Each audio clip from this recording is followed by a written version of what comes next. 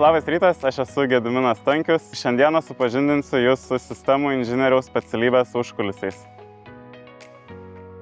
Mano diena prasideda 7 ryto, atsikeliu, pasidarau kavos ir išjudu į darbą. Pradedame nuo kasrytinio susirinkimo su kolegomis, aptariame įvykius, kurie įvyko praeitą naktį ir susiplanuojame ateinančios dienos darbus.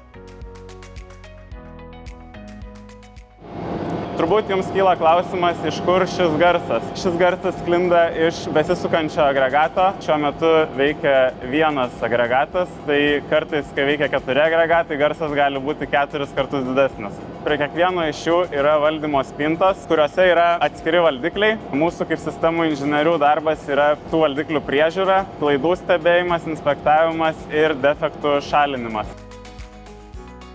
Dabar esame kogeneratorinėje, kur matome visų 4 agregatų šachtas.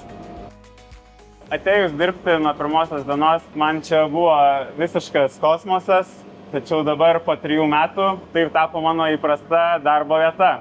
Čia turime veleną, kurio gerokai apačioje yra primontuotos mentės, kurios sukdamos suka šį generatorių ir taip yra generuojama elektra.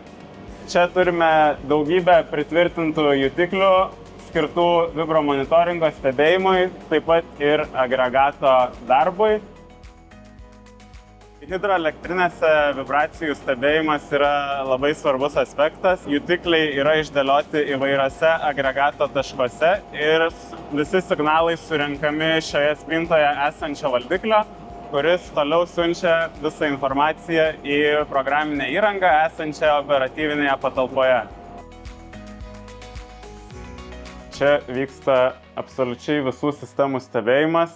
Tai turime ekranus, kurių dėl saugumo priežasčių rodyti negalime, tačiau juose yra atvaizduojami visi 4 agregatai, jų parametrai ir jutiklių rodmenys. Jie indikuoja ir aliarmus, kuriuos mes kaip sistemų inžinieriai turime juos pašalinti kuo greičiau. Taip pat turime vibracijų monitoringo stebėjimo langą, kur sukrenta visi vibromonitoringo jutiklių rodmenys ir galime juos stebėti ir analizuoti.